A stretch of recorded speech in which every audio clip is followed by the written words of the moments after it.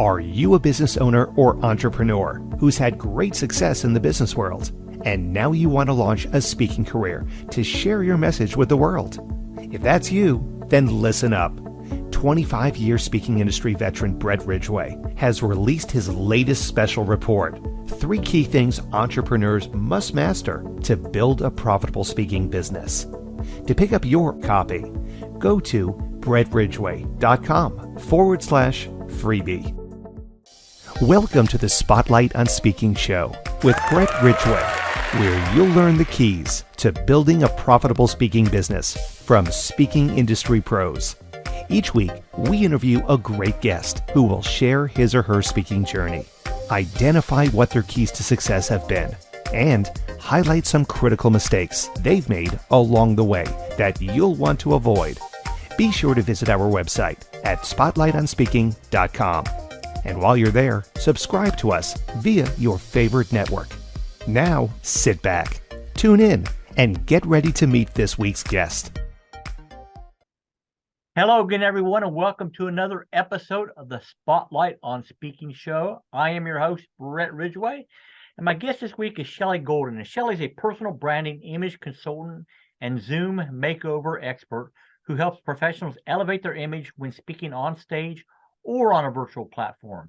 She's a master at helping you create the perfect look from head to toe so that you're wearing the perfect colors and styles for your body, the perfect colors in relation to your background, both in person or virtually, and feel more confident to help you stand out to be noticed. Shelley's a 4th generation in her family in the fashion and clothing business and has been in the image industry, or as she says, I help you look good business for over 25 years as an image consultant in 5 cities on 3 continents, and is a certified color consultant, costume historian, and costume designer. I didn't know a costume historian thing existed, honestly.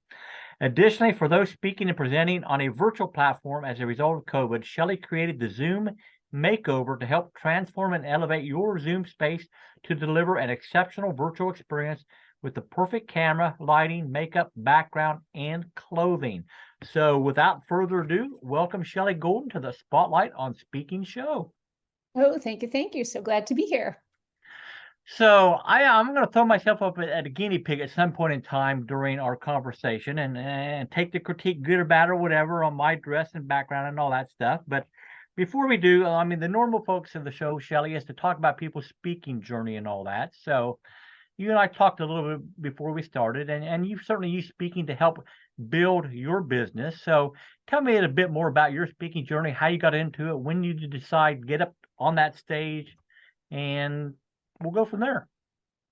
Okay. Well, it's interesting that you mentioned you didn't really know what a costume historian, because that's when I started speaking 25 years ago. I lived in Amsterdam and Abu Dhabi, and a costume historian is somebody who teaches people. I used to teach at a fashion design school the history of clothing, kind of going all the way back from cave to current day. And so I used to talk about the history of clothing. In particular, I used to specialize in 16th to 19th century European clothing. Then fast forward to 3 years ago, or during COVID, I created what I call the Zoom Makeover. So you mentioned that in the introduction. And the Zoom Makeover is this 5-step process to help you elevate how you show up online. And in the last 3 years, I have probably given 100 presentations and probably 30 or 40 podcasts that I've spoken on how to show up, how to look better on Zoom or whatever virtual platform you're on. And that is really what pushed me into the next level. Because I've probably spoken to a couple thousand people around the world over these 100 presentations. I'm going to ask you about the costume historian thing, because I just find it fascinating, frankly. So have you ever consulted for movies or TVs to make sure they're period correct for what they're doing clothing and costume wise? No, but I've done plays. Okay. All right, very good. So theater. Let's go back before Zoom became a thing and all that stuff. And so when did you actually first get up on the platform, and what were you talking about in that particular instance? So In terms of before Zoom, before COVID, Yeah, did you before say? Zoom, real life stages, real people in the audience. That's what I used to talk about history of clothing. Yeah. But now, so what type of groups was that for then? I'd go to different cultural groups.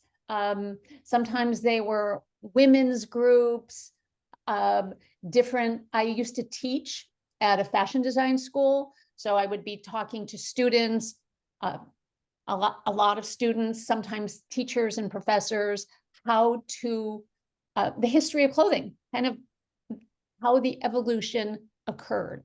And that is just something that rocks my boat. So were these paid I get speaking so engagements? excited about it. Were these paid speaking engagements, Shelley, or you just did it out of the love of the history?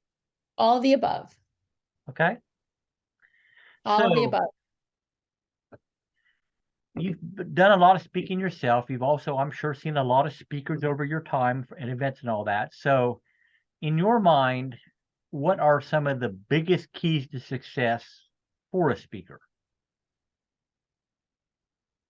Some of the biggest keys of success, besides having an awesome verbal presentation, is, and this is one of the things that I am always attuned to, is how do you show up? When you're in front of an audience, can they see you? What are you wearing? Are you dressing the right part? Are you attracting the people that you want to attract? If you're in front of a very professional audience, you're not going to be wearing a hoodie and jeans. You know, it's just kind of the way it is. Oh man. You know, if you're in front of an audience that is very professional, very conservative, again, you're not going to be wearing hoodie and jeans. You want to dress either equal, or I always say a notch above. You want to walk into the room on your way to the stage going, oh, there's the speaker right there. You can just kind of tell the way the speaker is elevated just a little bit as opposed to dressed down. And so that's a really important aspect, but also from head to toe. How do they show up from head to toe? Are you wearing like the funky shoes that really are the wrong shoes? Or I was just on a networking call, and one of the women said to me, she was at this event. It was a daytime event, 1,000 women, and this one woman wore an evening gown, which was really inappropriate for the setting. So what you wear matters, of course, in addition to having the right presentation. And if you have visuals, you want those visuals to pop. You want people to be sucked into your visuals. You want people to be sucked into you. You want people to see you from the back of the room. That's what I aim for. And I think those are part of the elements that make a great presentation. So the world I come from, Shelley, is primarily multi-speaker events like in the internet and information marketing spaces. And you very rarely these days see anybody who is wearing a suit and tie anymore. It tends to be a lot, it tends to be a lot more casual now, you know, sport coat maybe with the polo shirt and jeans and all that. And that's honestly pretty much my standard garb. So how do you react to that switch in the dress of the world in terms of live events these days? I think that's just spot on. You know, I'm actually prepping to create a blog called "To Tie or Not to Tie." That is the question. Mm-hmm. You know, I think really in politics, you know, that's really where in the legal field, that's where men are wearing ties. But I live in Silicon Valley. It is super casual here. The tie is a dying piece of clothing. Men have been wearing something around their neck for 500 years. And so I would say from the 15th or 16th century. So I think it's just kind of time for that to die. It's changed colors, it's changed shapes, it's changed fabrics, and we're moving on. And that's okay. One of the things that I do advise men, because now they don't have something that's really neat and tidy, around their neck, even if they didn't iron their shirt very well. At least it was closed and the collar was more or less in the right place. Right. So now, for a man, it's more important to make sure that your collar, not the color, but your collar is really well pressed. It's standing up. You don't want one inside the jacket, one outside the jacket if you're wearing a collared shirt. You could also wear like a really nice crew neck, whether it's a t-shirt or a really nice sweater. I think that's okay too. All right, so this is pretty much my standard garb for an interview on my show or when I'm guesting on another podcast. And this is one of those days where I'm guesting on 2 today and I'm recording 2, so it's a busy podcast day. So the sport coat is pretty standard. I normally wear a blue button shirt, but it could be a polo sometimes or whatever. So the shirt will change, but the jacket is pretty much the uniform, so to speak. So good, bad, you're not going to hurt my feelings, Shelley. So give me your critique as a image consultant. Okay, I have a question for you before I ask that. Is there a small pattern on your jacket? Well, very, very, very, very, very small, like diamonds or whatever. I mean, it's not solid color per se. Okay. So, all right. I wanted to know that because what's happening to your jacket, it's moiré, which means it's having like a wavy effect. Okay, let's start with your shirt. Shirt color is great. Blues always look great. You do not want to wear white. Teal, kind of teal blues are always a great color on camera. So I love the color and I love it with combination with your beard, kind of the graying part of your beard. It looks great color. I earned that gray, baby. Yeah, I get it. It looks really good. Your jacket, while the color is a great color, because first of all, it's the right contrast color for your shirt, but because it has this little, very small pattern, depending upon, like the camera, I could see that there's a little bit of a wave, and that's why I asked you that question. So my suggestion is if you can really wear a solid colored jacket and a solid colored shirt, you'd be better off. You also want to make sure, for your male viewers, if you're wearing a shirt, it doesn't have thin stripes or small little checks. Right now, small little checks are modern. I don't want to say fashionable because men say, oh, I'm not fashionable. I'm not, but modern. So small little checks, because what happens, especially if you're on a virtual platform like this, the camera can't decipher all the little pixels individually. And so to accommodate that, it has this moiré kind of wavy effect. So best to keep everything really solid color. All right, so I want to dive into this a little bit more, and I want to talk about some of the faux pas or whatever you've seen people make either on virtual events or on live stages. But before we do, let's take a quick break for a word from our sponsor. Are you a business owner or entrepreneur who's had great success in the business world, and now you want to launch a speaking career to share your message with the world? If that's you, then listen up. 25-year speaking industry veteran Brett Ridgway has released his latest special report, 3 key things entrepreneurs must master to build a profitable speaking business. To pick up your copy, go to brettridgway.com/freebie. And we are back at the Spotlight on Speaking show. My guest this week is Shelley Golden, and we're talking about how you appear on stage and in virtual events and all that. So let's dive into a mistake or two, Shelley. So what's a major faux pas or something you've witnessed where you just were left shaking your head saying, what the hell were they thinking? Okay. First of all, I'm just going to reiterate my last comment. Keep your clothing solid. Big faux pas, wearing big plaids, big stripes.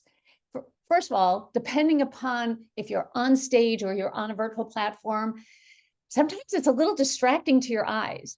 It's like, whoa, first of all, it might catch your attention going, whoa, check out that plaid, check out that stripe. In the meantime, what's happening is you're not paying attention to what the person's saying. You're checking out that plaid going, whoa, that's like a big plaid. So that's another reason to keep it solid. So patterns and stripes, that's one. Number two, dangly big jewelry. If you're on a physical stage and you have a microphone, the last thing you want are perhaps dangly earrings or jangly bangle bracelets or charm bracelets, because they interfere with the microphone. So that's a really big issue for women. All right, so the earrings you're wearing now are fairly dangly. You would not wear those in an on-stage event then, is that what you're saying? Yeah, they're pretty small dangles, but I mean big dangly earrings. Okay, all right. Well, I don't have that issue, so. Yeah, I can see that. Okay, so. Another thing that I would also advise against Mm-hmm. is either wearing all white or all black. Of course, the most, I wouldn't say it's the most important thing, but when you're speaking on stage, or for my clients who are speaking on a virtual platform, the first thing I always ask, besides who is your audience, the second thing I ask, I guess, is background. Mm-hmm. If you're speaking on stage and you have a dark curtain behind you or a dark wall, you don't want to wear dark clothes. I see so many people, even on TED Talks, because it's usually a dark stage, and they're wearing black. You know, black absorbs color, and you don't necessarily see people's nonverbal body language. And also, if it's a darker background, the person in the back of the room will not be able to see you. If you're on a virtual platform, you want to wear contrasting color from your background. That's something I never even thought about, is when you're going into a live event, asking the event host what color or kind of backdrop they're going to have for the stage. I would have never even given any thought to that at all. So interesting. So, all right. So you talked, Shelley, about the clothing for virtual platforms and all that, but I know there are other factors that you coach people on in terms of how to look best on Zoom and other virtual platforms. So what other things might you touch on that will impact how they come across? Okay, this is my specialty. One of my other specialties, since I met me, I help do the good business online and in person. Lighting and camera angle. Those two things, I can't figure out which one is more important than the other. So if we're talking about on a virtual platform, you want to keep your head really close to the top. Sometimes I say, if you take your hand and put it on top of your head, you want to see a couple of fingers on top of your head and a couple fingers missing, because you want to take up as much real estate as you can, so that it feels like you're sitting on the other side of the table, and you want the camera angle to be, the camera to be straight in front of your eyes. It's a little uncomfortable. So many people do it. I see it all the time. You see it all the time. They put their laptop on their desk. They're looking down at their laptop. The camera's looking up their nose, up at the ceiling. And it doesn't feel as comfortable. What I try to make it feel is that as if everybody's sitting at the same table, we're all looking eye to eye. Also, it's less Zoom fatiguing. If everybody is sitting at the same angle, at the same, with the similar proportions. If you're looking up at the ceiling at this square and down at the floor at the next square over, you're like, it's a little unsettling, and it creates more Zoom fatigue. The second thing is lighting. Lighting, if people can't see your face, they can't feel what you're saying, and they can't, sometimes they actually need to read your lips.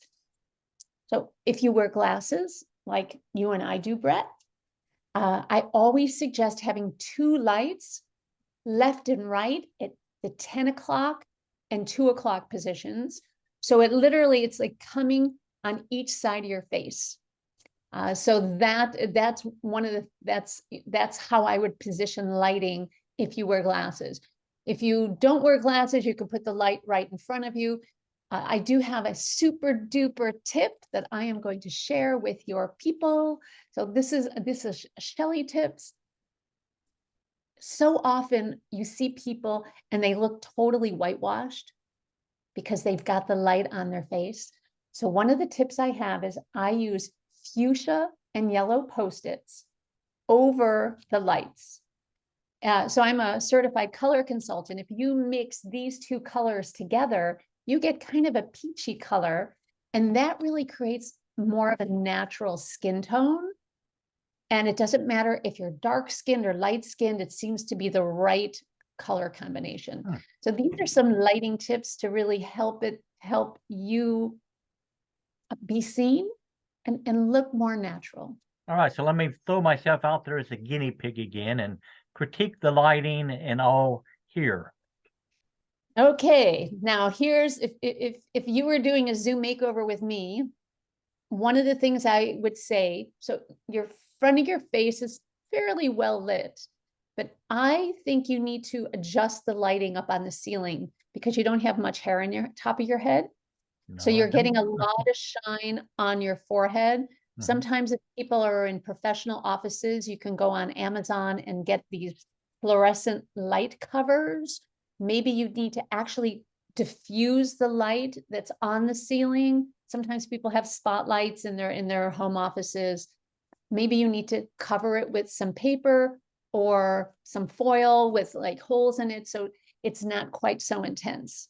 Okay, so I'm going to ask you to hold a second. I want to adjust something, and then you tell me if this is better or worse. Okay, because well, you don't always want to, let's see what you did. Nope, no, I would not do that. Put the light back on. I actually turned the fluorescent off, so.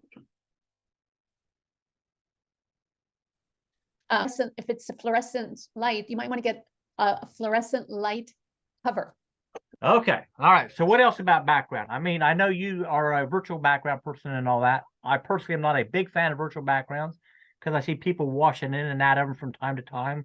You know, their ear will go away or whatever, which I find kind of disconcerting. But are there any particular hits on virtual backgrounds if somebody is forced to go that route? If someone's forced to go that route, that's actually one of the reasons I have this one up right now. I've been testing this one out. I've been making custom branded virtual backgrounds for companies and organizations. If you need to go with a virtual background, because some people do, you know, they've got kids, they've got animals walking around, they're in their bedroom, and that's just the space that they're in because people are so often working from home these days. If you have a virtual background, the one suggestion I have, so often people try to make it realistic, as do I, is you want the perspective to be at eye level. I was on a call with someone who had a virtual background, and I knew this guy, and he had the virtual background with this really beautiful living room with beautiful windows and modern black leather sofas, but the sofas were up here. So the person, and it looked like he was sitting on the floor because you could see that they're low Italian sofas. Yeah. So it looked like he was sitting on the floor. So the perspective was wrong. And what happens when the perspective is wrong,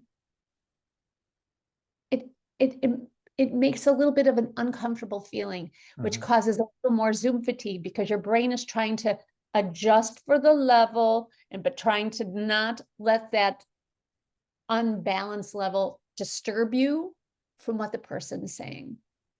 So if you have exactly the same level, that makes it easier to look at somebody. So there are a lot of things that impact how effective someone is as a speaker. And you know, what you're talking about today are things that honestly most people probably don't give a whole lot of thought to. So I would like you to take a couple minutes, if you would, Shelley, and tell people a little bit more about what you do and how they can get involved in your world if they so choose. Okay, so I help people look good and feel confident. in person, on stage, on their virtual background, on a virtual platform. I can help people in their real Zoom setting. I call it the Zoom makeover. If you check out Zoom makeovers, I have all of this on my website, shelleygoldenstyle.com. So I help people with Zoom makeovers. I am launching a new program that I'm super excited about, Brett. And I spoke to you about this the other day when we connected. My program is How to Dress for Impact and Appeal from the Stage. There's a group workshop, and then you get 2 one-hour sessions with me, and we are going to come up with specific outfits that work for your coloring, your body, your audience, your presentation. If you're speaking on a virtual presentation, we'll work on is what I say, everything you see in your Zoom box: clothing, lighting, background, camera. And so this is how I help people look good, feel confident when you're speaking. All right. And all this again is at shelleygoldenstyle.com, and we'll make sure that is in the show notes down below. So any final words of wisdom for folks, Shelley, before we wrap her up this afternoon? Yeah, thank you for asking. You need to be intentional in how you show up. You need to be intentional in what you wear, because so often I see people that don't really think about it, but know what your background is, know what color you're wearing, know what your lighting is, and dress for your audience. Take it up in one notch, and you will always show up better, look better, and you'll rock your presentation. All right. Well, my sincere thanks to my guest, Shelley Golden, this week for sharing her expertise. And as always, I wish you all the greatest of success in all that you do. And may, honestly, 2023 be your greatest year yet. Take care, everybody. Bye-bye. This has been the Spotlight on Speaking show with Brett Ridgway. Be sure to join us every week as we interview speaking industry pros and have them share their best tips for building a profitable speaking business. Until next week, thank you for tuning in, and remember to visit our website at spotlightonspeaking.com so you can enjoy even more great episodes like this one. While you're here, be sure to subscribe via your favorite network. We look forward to seeing you next time on the Spotlight on Speaking show. Until then, our sincere best wishes to you for the greatest of success as you work to build your own profitable speaking business.